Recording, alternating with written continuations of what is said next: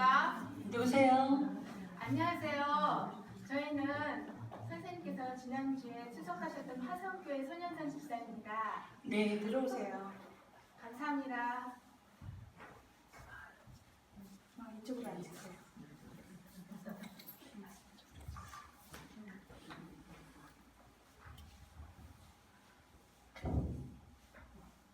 먼저 앉으시면 저희도 앉겠습니다. 네.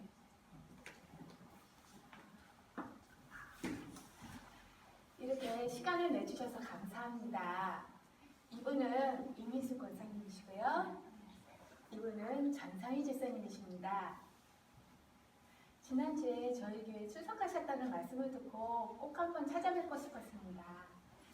사진을 보니 삼남매를 두신 것 같은데 참 다복해 보이시네요. 운동 기구들도 많은데 운동을 좋아하시나 봐요. 네, 운동을 좋아하는 편입니다. 운동을 좋아하시는 분들은 성격도 좋다는데 선생님 참 좋으신 것 같군요. 감사합니다.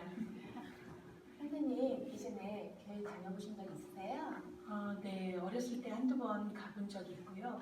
지난번에 친구의 권유로 그 교회에 한번 가보았어요. 네, 우리 교회에 대한 처음 인상이 어떠셨어요? 교인들 표정이 참 밝더군요. 기쁜 얼굴로 찬송 부르는 모습이 참 인상적이었어요. 안내도 친절하게 잘해주셨습니다. 네, 우리 교회에 처음 오신 분들이 그렇게 다들 말씀하고 있어요. 그들이 그처럼 밝고 기쁘게 신앙생활하는 것은 영생에 대한 확신을 갖고 있기 때문입니다. 교회가 세워진 목적은 사랑과 섬김을 통해 영생의 삶을 보여주고 사람들에게 영생을 얻게 하고 또한 그것을 더 풍성히 누리는 법을 전해주는 데 있어요. 그런데 교회 다니는 사람들 중에도 자기에게 이 풍성한 생명이 있는지 없는지 잘 모르는 사람이 많이 있어요. 그것은 우리가 그들에게 영생에 대한 메시지를 제대로 전해주지 못하기 때문이에요. 제가 오늘 선생님을 처음 뵙지만 제 얘기를 잠깐 말씀드려도 되겠습니까? 네, 말씀하세요. 저는 영생을 얻기 전에 두려움과 절망 속에서 살아만 했습니다. 어머니의 난사로 저는 뇌성마비라는 장애를 갖고 태어나게 되었고 성장하면서 저는 제 자신이 부끄러웠기 때문에 다른 사람들 앞에 설 때마다 제 자신을 한없이 움츠러들었습니다. 그러던 중 아버지가 폐암으로 돌아가시게 되었고 저는 더욱더 죽음에 대한 두려움과 절망 속에서 희망 없는 나날을 보내곤 했습니다. 그러던 어느 날 저는 영생을 얻게 되었고 그전에는 느끼지 못했던 기쁨과 감사의 삶을 살게 되었습니다. 이런 제 모습을 보고 저희 어머니도 저한테 감사의 삶을 살고 계십니다. 지금은 좋은 남편과 사랑하는 두 아이들 두고 행복하게 살고 있습니다. 그러나 제가 그 무엇보다도 더 기쁜 것은 만일 오늘 밤 이 세상을 떠난다 해도 천국에 들어갈 것을 확신하고 있기 때문입니다. 어떠세요? 권사님, 만일 오늘 밤 이 세상을 떠난다면 천국에 들어갈 것을 확신하고 계십니까? 네, 집사님도 영생의 확신이 있으시죠? 네, 물론이죠. 저희들은 이렇게 영생의 확신을 가지고 기쁘게 살아가고 있습니다. 선생님, 질문 하나 드려도 되겠습니까? 네.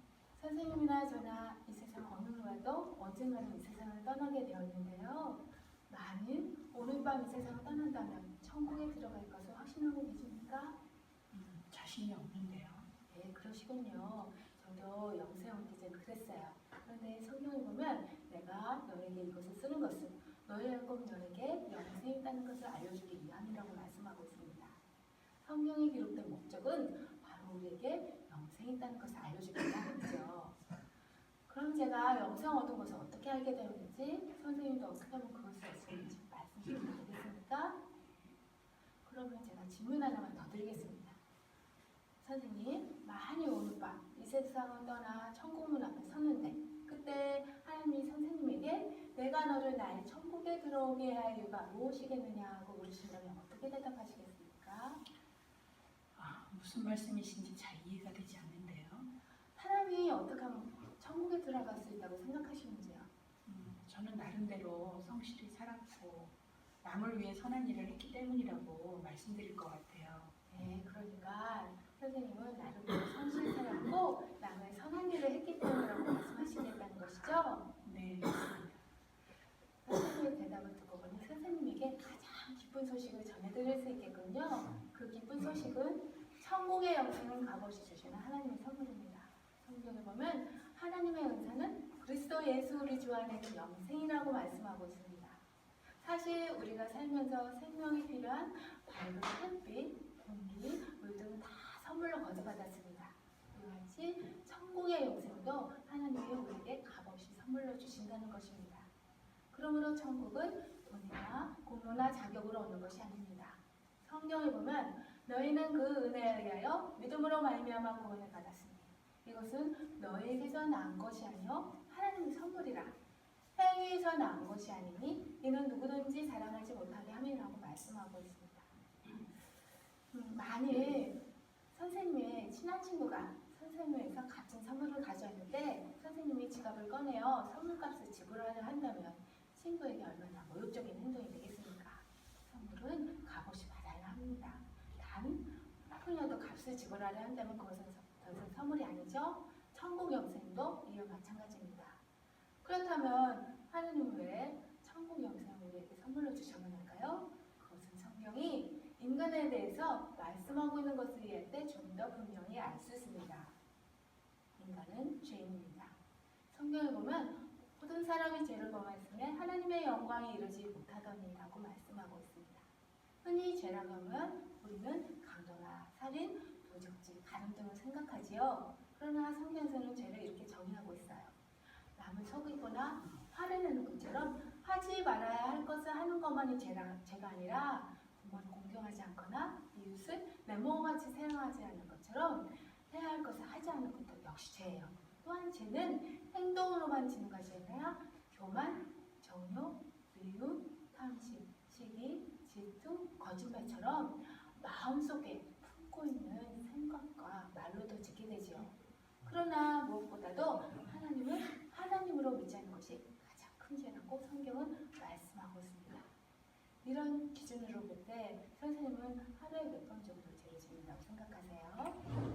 그렇다면 수십 번도 더 죄를 짓는 것 같아요. 네, 그래요. 사실 우리는 자기 자신도 모르게 많은 죄를 짓고 살지요. 예를 들어서 어떤 사람이 하루에 10번이나 5번, 아니든지 3번만 죄를 짓는다고 생각해 봅시다. 아마 이런 사람을 걸어다니는 천사라고 말할 수 있을 것입니다. 이처럼 선한 사람이라 할지라도 하루에 3번이면 1년이면 1000번 이상, 90평생 산다면 9만 번 이상의 죄를 짓게 되죠. 이처럼 많은 범죄 기록을 가진 상습범이 형사법정에 선다면 과연 무죄 판결을 받을 수 있을까요? 안 되죠. 그럴 순 없죠. 이 세상에서 자기는 죄인이 아니라고 주장할 수 있는 사람은 아무도 없어요.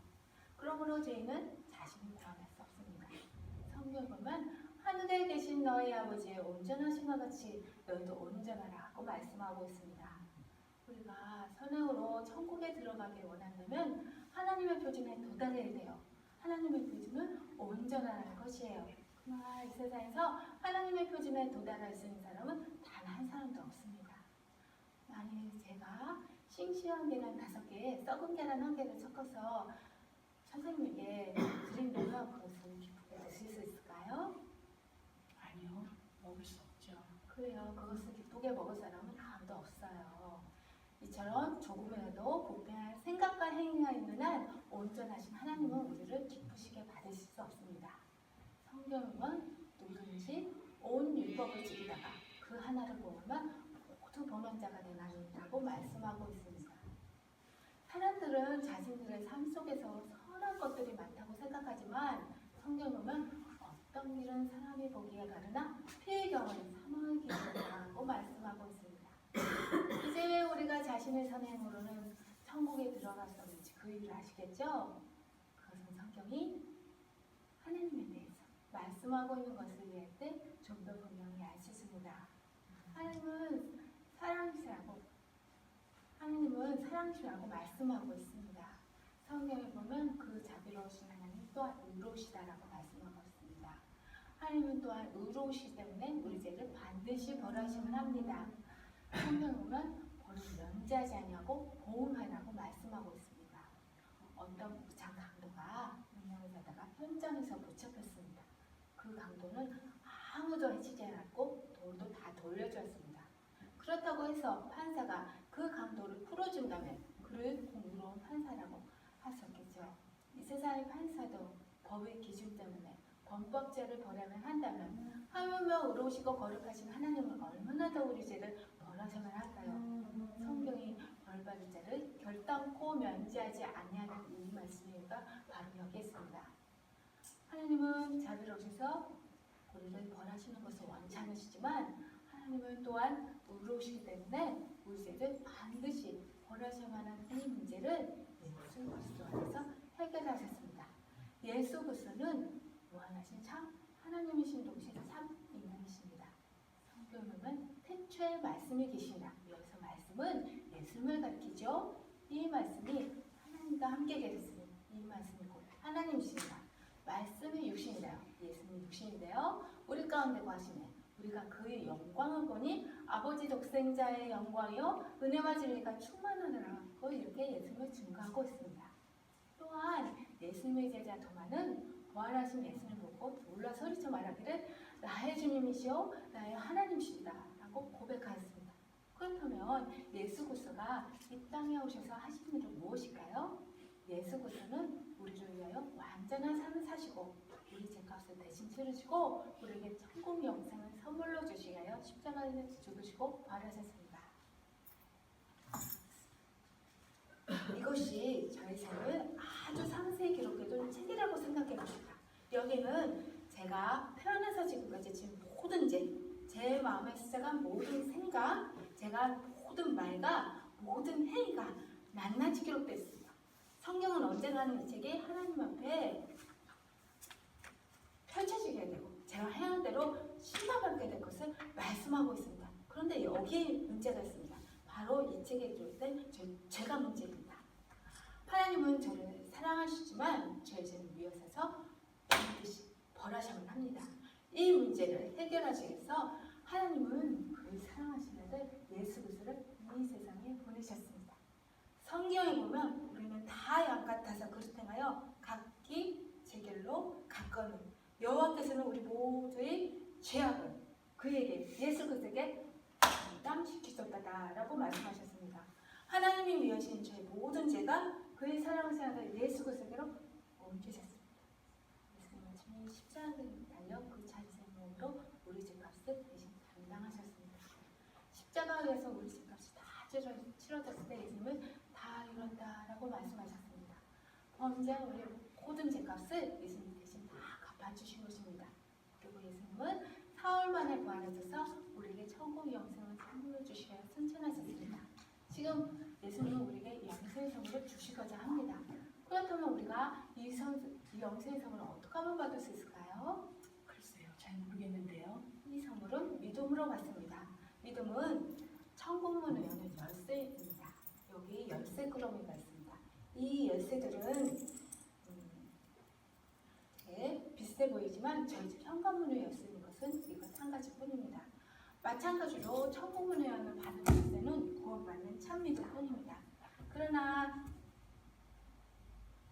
비슷하지만 구원받지 못하는 믿음도 있습니다. 단순한 지식적 동의와 일시적, 현세적 믿음은 구원받는 믿음이 아닙니다. 많은 사람들이 세종대왕이나 이순신 장군은 역사상 실존 인물을 믿듯이 예수님을 믿고 있지만 그 예수님이 지금도 살아계셔서 우리를 위해 무엇을 해주시려고 믿지 않습니다. 이처럼 단순한 지식적 동의로는 구원을 받을 수 없습니다. 성경에 보면 내가 하나님을 한 분이신 줄 믿느냐? 잘하는도다. 귀신들도 믿고 떠느니라. 또 귀신이 예수님께 하나님의 아들이시여 우리와 당신과 무슨 상관이 있나이까? 라고 말했어요. 귀신은 예수님이 하나님의 아들이라는 사실을 지식적으로 분명히 알고 있었지만 구원을 받을 수 없었습니다. 사람들이 구원받는 믿음에 대해 잘못 생각하고 있는 것이 또 하나인데 바로 일시적, 현세적 믿음입니다. 예수님을 믿고 있다고 생각하는 사람들에게 실제로 무엇을 믿고 있는지 물어보면 건강 문제나 재정 문제, 자녀 문제와 같은 일시적이고 현세적인 문제들을 위해서만 예수님을 의지하고 있었습니다. 그들은 이러한 문제들이 해결되고 나면 더 이상 예수님을 의지하지 않습니다. 잠시 있다 지나간 이 세상의 일들만을 위해서만 예수님을 믿고 있는 것이죠. 그러나 이러한 믿음은 구원받은 믿음이 아닙니다. 그렇다면 구원받은 믿음으로 구원은 무엇일까요? 구원받는 참 믿음은 우리의 구원에서 오직 예수 그리스도만을 신뢰하는 것입니다. 성경에 보면 주 예수를 믿으라 그리하면 너와 내 집이 구원을 받으리라고 말씀하고 있습니다. 이 말씀에서 믿는다는 것은 우리의 구원에서 오직 예수 그리스도만을 신뢰한다는 뜻입니다. 바로 이 믿음이 구원받는 참 믿음이지요. 예수님을 신뢰하는 믿음이 구체적으로 어떠한 것인지 이 의자를 가지고 설명해 드리겠습니다.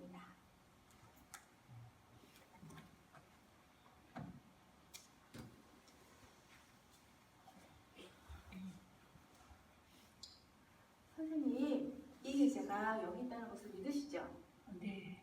제가 이 의자에 앉으면 편히 쉴 수 있다는 것도 믿으시죠? 네. 그러나 저는 단순한 이유로 편히 쉬지 못하고 있습니다. 그것은 바로 제가 이 의자에 앉지 않았기 때문이죠. 대단히 성스럽지만 이 의자를 예수님으로 가정해 보겠습니다. 한동안 저는 이 의자가 여기 있다는 것을 믿는 것처럼 예수님이 실제로 살아계시는 것을 믿었습니다. 또한 제가 이 의자에 앉으면 편히 쉴 수 있다는 것을 믿는 것처럼 예수님이 저를 도와주실 수 있다는 것도 믿었습니다. 그래서 제 자신에게 일어나는 문제들, 건강 문제, 재정 문제, 자녀 문제, 중요한 결정을 내려야 할 문제 등 일시적이고 현세적인 문제들이 생길 때마다 그 문제들만 묻겠습니다. 그러나 저는 여전히 제 자신의 선행만을 의지했기 때문에 구원을 받지 못하고 있었습니다. 참으로 힘들고 피곤했습니다. 그러다 저는 어느 날 이 모든 문제들을 아는 제 자신을 예수님께 맡겼습니다. 그래서 저는 영생을 선물로 받았습니다. 얼마나 기뻤는지 몰라요. 선생님 앞에서 선생님은 천국 들어갈 일에 나름대로 성실 살았고 남의 선한 일을 했기 때문이라고 말씀하셨죠? 네. 그 대답을 할 때 누가 성실 살았고 또 누가 남의 선한 일을 했기 때문이라는 말씀이신가요? 제가요. 그렇다면 선생님은 천국에 들어가게 실제로 누구를 믿고 있었나요? 그러고 보니 제 자신이었네요. 선생님 그러나 천국의 영생의 선물을 받으시려면 순례대상을 선생님 자신으로부터 예수님께로 옮기셔야 합니다. 그렇다면 그리스도인들은 믿기만 하면 구원을 받기 때문에 아무렇게나 살아도 되겠네라고 생각할 수 있습니다. 그러나 우리가 오직 믿음으로만 구원을 받는다 해도 선행과 경건 생활에 힘써야 할 이유는 구원받기 위해서가 아니라 천국 영생을 값없이 선물로 주신 예수님께 감사하기 때문입니다. 또한 믿음은 왕이 주는 선물을 받기에 내민 거지 손과도 같습니다. 저는 수년 전 깨끗하지 못하고 자격 없는 손을 내밀어 만왕의 왕 대신 하나님으로부터 영생의 선물을 받았습니다. 그때 저는 이 선물을 받을 자격이 없었습니다. 물론 지금도 받을 자격은 없습니다. 그러나 저는 영생을 가지고 있습니다. 은혜로 받은 것이지요. 선생님, 지금까지 제가 선생님의 핵심적인 내용을 요약해서 말씀드렸습니다. 선생님 이해가 되십니까? 네. 지금 이 시간 온 우주 만물을 창조하신 하나님이 선생님에게 사랑하는 딸아 내가 너에게 이 영생 선물을 주려고 하는데 받겠느냐고 물으신다면 선생님 이 영생 선물 받으시겠습니까? 네, 받겠습니다. 감사합니다. 정말 중요한 결정을 하셨습니다. 선생님의 결정이 무엇을 뜻하는지 간단히 말씀드리겠습니다. 첫째, 신뢰대상을 옮긴다는 뜻입니다. 지금까지는 영생을 얻기 위해 선생님 되신 사랑을 믿으셨으나 이제부터는 오직 예수님만을 믿겠다는 뜻입니다. 즉, 신뢰대상은 선생님 자신으로부터 예수님께로 옮기셔야 합니다. 둘째, 부활하여 살아계신 예수님을 영접한다는 뜻입니다. 예수님은 십자가에서 죽으시고 무덤에서 장사 진행으로 그의 삶을 끝내실 분이 아닙니다. 부활하여 살아계신 예수님을 선생님 삶 속에 영접해야 합니다. 마음속에 영접해야 합니다. 셋째, 예수님을 구주로 영접한다는 뜻입니다. 볼지어다 내가 문 밖에서 두드리는 누구든지 내 음성을 듣고 믿느냐면 내가 그에게 들어가 그로 더불어 먹고 그는 나로 더불어 먹으라고 약속하신 예수님을 선생님 삶 속에 구원자로 영접해야 합니다. 번째, 예수님을 주님으로 영접하는 뜻입니다. 지금까지는 선생님 자신이 선생님 삶을 주이셨습니다. 이제부터는 선생님을 지으시고 선생님을 잘 하시고 선생님에게 가장 좋은 것 주시기를 원하시는 예수님을 선생님 삶의 주인으로 영접해야 합니다. 끝으로 회개한다는 뜻입니다. 지금까지는 선생님 살아온 삶은 하나님과 등신 삶이었습니다. 지금까지 살아온 선생님의 삶을 돌이켜 하나님께로 향하는 삶을 전하를 회개라고 하죠. 참으로 선생님이 이렇게 하시기를 원하시면 제가 선생님 위해 기도해드리겠습니다. 제가 먼저 기도한 다음 전달해서 하반씩 됩니다. 하나님 아버지, 오늘 선생님에게 복음을 전하게 해주셔서 감사합니다. 선생님이 이 복음의 내용을 잘 이해하고 믿고 회개할 수 있도록 도와주세요. 선생님, 기독교는 고백의 종교입니다. 저를 따라서 하반씩 기도해 주세요. 주 예수님, 주 예수님, 저는 죄인입니다. 저는 주인입니다. 지금까지 저는 제 자신을 믿고 살아왔습니다. 제 자신을 믿고 살아왔습니다. 지금 이 시간 회개하오니 용서해 주세요. 회개하오니 용서해 주세요. 예수님이 저의 죄 때문에 예수님이 저희 죄 때문에 십자가에서 죽으시고 십자가에서 죽으시고 또한 부활하신 것을 믿습니다. 또한 부활하신 것을 믿습니다. 지금 이 시간 제 마음의 문을 엽니다. 제 마음의 문을 엽니다. 예수님 제 마음에 들어오셔서 예수님이 저희 마음에 들어오셔서 저의 구주와 저희 구주와 주님이 되어주세요. 주님이 되어주세요. 이제부터 제가 하나님 앞에 설 때까지 저희 삶을 인도해 주세요. 저희 삶을 인도해 주세요. 제가 한 번 더 기도하겠습니다. 하나님 아버지 감사합니다. 영접하는 자, 곧 그 이름을 믿는 자에게는 하나님의 자녀가 되는 권세를 주신다는 말씀대로 선생님을 하나님의 자녀가 되게 해주셔서 감사합니다. 통해서 먼 것 같이 내 죄를 멀리 옮겼느니라. 다시는 내 죄를 기억지 아니하리라 하신 말씀대로 선생님에게 죄 용서의 확신, 나를 믿는 자는 결단코 멸망치 않고 영생을 한 말씀대로 구원의 확신을 주시옵소서. 예수님의 이름으로 기도드립니다. 아멘. 선생님 이렇게 결정하시고 기도하시는데 예수님의 말씀을 읽어주셨으면 좋겠습니다. 여기 요한복음 6장 47절이에요. 읽어주세요. 진실로 진실로 너희에게 이르노니 믿는 자는 영생을 가졌나니. 믿는 자는 무엇을 가졌다고 했나요? 영생이요. 영생을 가질 것이라고 했나요? 아니면 이미 가졌다고 했나요? 이미 가졌다고 했습니다. 여기 너희에게 자 믿는 자의 선생님 이름을 넣어서 다시 한번 읽어주시겠어요? 진실로 진실로 한미숙에게 이르노니 믿는 한미숙은 영생을 가졌나니. 네, 이 말씀을 근거해서 제가 한 번 더 질문 드리겠습니다. 선생님, 만일 오늘밤 이 세상을 떠난다면 천국에 들어갈 것을 확신하시죠? 네. 선생님, 하나님이 선생님에게 내가 너를 나의 천국에 들어오게 할 이유가 무엇이겠느냐고 물으신다면 어떻게 대답하시겠습니까? 예수님을 믿기 때문이죠. 감사합니다. 오늘 예수님 믿고 영생하던 하나님의 자녀가 되신 것을 축하드립니다. 선생님, 이것은 선생님에게 드리려고 가져온 책이래요. 여기는 제가 방금 말씀드린 내용과 선생님이 믿음 안에서 하나님의 자녀로 성장해가는 데 도움될 내용이 들어있습니다. 먼저 나의 영적 생일 카드를 보시죠. 그리스도에 대한 나에게 좀 읽어주시겠습니까? 나는 내가 죄인이며 예수님을 나의 구주로 모실 필요를 깨닫습니다. 나는 이제 죄에서 돌이켜 나의 구원을 위하여 오직 예수님만을 믿고 의지합니다. 예수님께서 나의 죄를 용서하시고 모든 죄악에서 나를 구원하셔서 나에게 영생 주신 것을 감사합니다. 이제부터 주님께서 나를 다스리시도록 나의 모든 삶을 주님께 드립니다. 이 시간 이후로는 주님께서 힘주시는 대로 내 삶의 모든 영역에서 주님을 섬기고 주님께 순종하기 위해 힘쓸 것입니다. 감사합니다. 이것이 예수님에 대한 선생님 결정이시죠? 있으시죠? 네.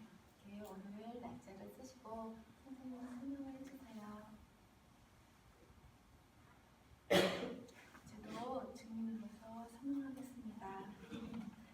그리고 신앙생활 도움 필요할 때 연락 주세요. 선생님, 아기가 태어나면 잘 자라야 부모의 마음이 기쁘거든요. 지금 선생님은 정말 간단한 생명과도 같기 때문에 하나님은 선생님의 믿음이 잘 자라기 원하십니다. 선생님의 믿음이 잘 자라기 위한 신앙 성장의 5가지 방편이 적혀 있는데 같이 보시죠.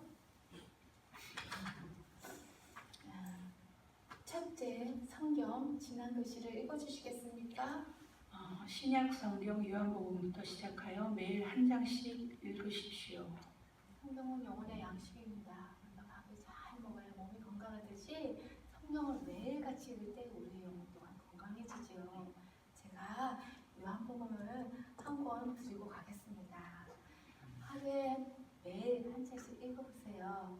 그리고 일주일에 다시 찾아뵙고 싶은데 괜찮으시죠? 네. 그때 질문이 있으면 도와드리겠습니다. 둘째, 기도. 매일 기도 시간을 갖고 하나님과 교제하십시오. 기도는 영혼의 호흡입니다. 하나님의 자녀는 기도를 통해서 하나님과 교제할 수 있어요. 이렇게 하시면 기도를 쉽게 배울 수 있는데 저와 같이 두 손을 모아보세요. 첫 번째 손가락 하나님 아버지. 맨 먼저 우리가 기도할 그 대상은 하나님이신데 하나님 이제 선생님의 영적 아버지가 되셨죠? 그래서 먼저 하나님 아버지라고 부르시는 겁니다. 두 번째 손가락 감사합니다. 다음은 감사합니다라고 말씀드리세요. 영생 선물을 주신 것도 감사하고 건강 주신 것도 감사하고 감사의 들을 말씀드리시면 됩니다. 세 번째 손가락 용서해 주세요. 다음은 용서해 주세요라고 말씀드리세요. 그렇게 하지 않으려고 했는데 실수하고 잘못한 것을 하나님께 용서해달라고 말씀드리세요. 네 번째 손가락 도와주세요. 다음은 도와주세요라고 말씀드리세요. 우리는 연약한 인생입니다. 하나님 도움 없이는 살 수 없습니다. 하나님께 선생님이 필요한 것을 다 말씀하시면 들어주십니다. 다섯 번째 손가락 예수님의 이름으로 기도드립니다. 아멘. 마지막으로 예수님의 이름으로 기도드립니다. 아멘. 아멘이라는 뜻은 동의합니다. 기도한 대로 이루어지길 원한다는 뜻입니다. 선생님도 이렇게 기도하실 수 있겠죠? 다시 한번 해볼까요? 하나님 아버지, 하나님 아버지, 감사합니다. 감사합니다. 용서해 주세요. 용서해 주세요. 도와주세요. 도와주세요. 예수님의 이름으로 기도드립니다. 아멘. 예수님의 이름으로 기도드립니다. 아멘. 세 번째 예배. 교회에 정기적으로 출석하여 예배를 드리십시오. 예배란 구원받은 성도들이 함께 모여 하나님께 찬양드리고 경배드리는 것입니다. 성경을 바르게 가르치는 교회에 정기적으로 출석하셔서 예배를 드리세요. 선생님, 이번 주일에 함께 예배드리고 싶은데 저와 같이 교회에서 만나시면 어떨까요? 네, 좋아요. 우리 교회 예배 시간이 8시, 9시 반, 11시 반 있습니다. 어느 시간이 좋으세요? 저는 11시 반이 좋을 것 같아요. 네, 그러면 이번 주 주일 예배가 11시 반에 시작하기 10분 전에 교회 정문 앞에서 기다리겠습니다. 네. 네. 교제. 당신이 믿음 안에서 성장하도록 도와줄 그리스도인들과 교제를 나누십시오. 교제를 나눈다는 것 역시 매우 중요합니다. 선생님처럼 처음 교회 나오시는 분들을 위해 새가족 모임을 운영하고 있어요. 이런 모임에 함께 나오시면 믿음이 잘 자랄 수 있습니다. 마지막으로 전도. 예수 그리스도를 세상에 소개하십시오. 전도를 하셔야 우리의 신앙이 건강하게 자라게 됩니다. 전도란 내가 받은 구원의 기쁜 소식을 다른 사람들과 함께 나누는 것입니다.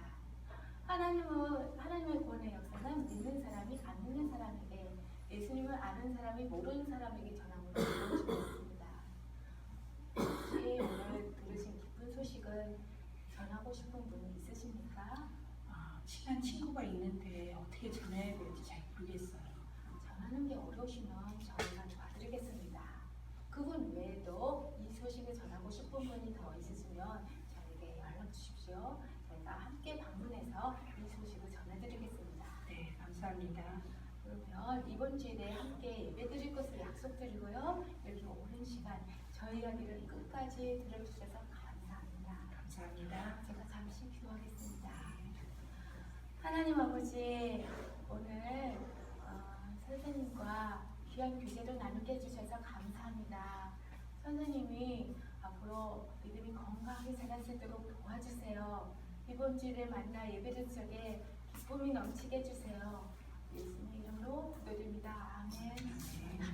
감사합니다. 안녕히 계십시오. 감사합니다. 안녕히 가세요.